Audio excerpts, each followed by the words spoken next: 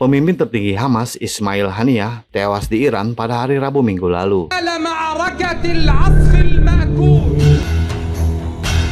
Hamas merupakan kekuatan politik penting di Palestina, dan kematian mendadak pemimpin tertingginya tersebut niscaya akan memperburuk ketegangan regional dan kemungkinan akan memicu serangkaian efek.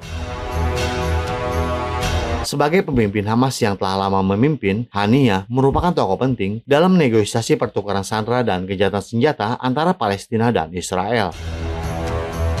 Pembunuhannya menambah ketidakpastian dan kerumitan pada proses perdamaian yang sudah genting dan mempersulit kedua pihak untuk mencapai kesepakatan damai, sehingga perdamaian semakin sulit dicapai di Timur Tengah, dan pembunuhan tersebut kemungkinan akan membuat Hamas semakin agresif. Saat ini, negosiasi di jalur Gaza telah berlangsung selama berbulan-bulan tanpa kemajuan yang berarti. Garis keras Israel dapat mendorong lebih baik pemuda di wilayah Palestina untuk mendukung Hamas dan mendorong mereka untuk melakukan perlawanan yang lebih radikal. Kemungkinan pembalasan dari Hamas dan meningkatnya konflik antara kedua belah pihak dapat memberi Israel alasan lain untuk memperpanjang operasi militernya di Gaza yang bertujuan untuk lebih menghancurkan infrastruktur di sana, melemahkan pengaruh lokal Hamas, dan mendapatkan lebih banyak keuntungan dalam mengendalikan pelabuhan Gaza, termasuk untuk menenangkan masyarakat yang tidak puas dengan pemerintahan Netanyahu. Namun pembunuhan tersebut tidak cukup untuk menyebabkan runtuhnya perundingan perdamaian di Gaza. Dan di episode hari ini, kita akan membahas bagaimana rakyat Palestina terjebak dalam lingkaran kekerasan yang kejam.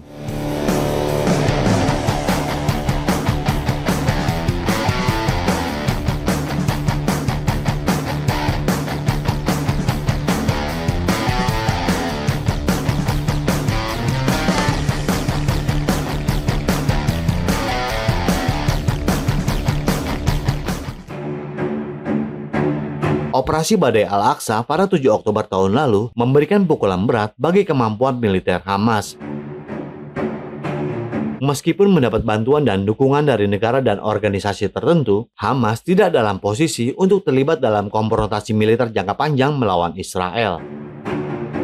Oleh karena itu, meski pembunuhan pemimpin tertingginya dapat semakin membuat Hamas marah hingga melancarkan beberapa serangan balik dalam jangka pendek sebagai tanggapan, Hamas tidak punya pilihan selain kembali ke meja perundingan dengan Israel karena kekuatannya yang terbatas. Di sisi lain, Israel berada di bawah tekanan luar biasa dari masyarakat internasional. Sekutu besinya, Amerika Serikat, mendukungnya dengan omong kosong, sambil menekannya lebih keras sebuah kecenderungan yang menjadi lebih jelas setelah kunjungan Netanyahu ke Amerika Serikat dikritik secara luas. Pada saat yang sama, Netanyahu secara aktif mencari mediasi dengan beberapa negara Arab dan memiliki harapan besar bahwa Amerika Serikat akan berhasil menyusun sistem pertahanan kolektif seperti NATO di Timur Tengah, sehingga Israel akan berdiri berdampingan dengan dunia Arab untuk bersama-sama menangkis ancaman potensial dari Iran. Namun, karena operasi militer di jalur Gaza masih berlangsung dan masalah Palestina masih belum terselesaikan, dunia Arab tidak memiliki energi untuk mendorong rekonsiliasi dengan Israel pada saat ini.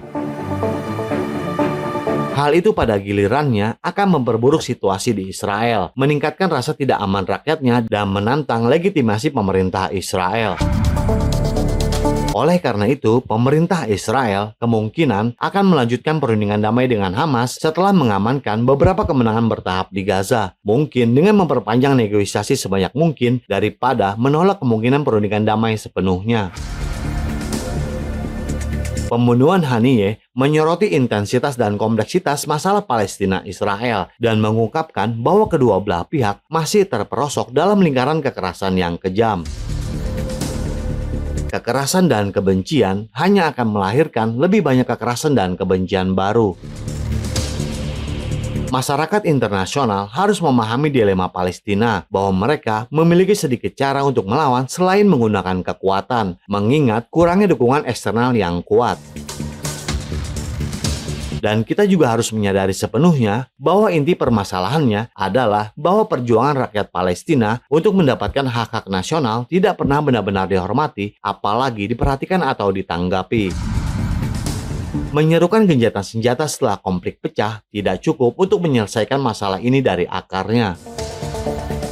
Masyarakat internasional harus menunjukkan kebijaksanaan yang lebih besar, tekad yang lebih kuat, dan lebih banyak upaya dalam mencari solusi yang komprehensif, adil, dan langgeng yang dapat membawa kedua belah pihak keluar dari siklus kekerasan. Jadi bagaimana menurut Anda? Silakan berikan komentarnya di kolom komentar kami. Terima kasih dan sampai jumpa di episode berikutnya.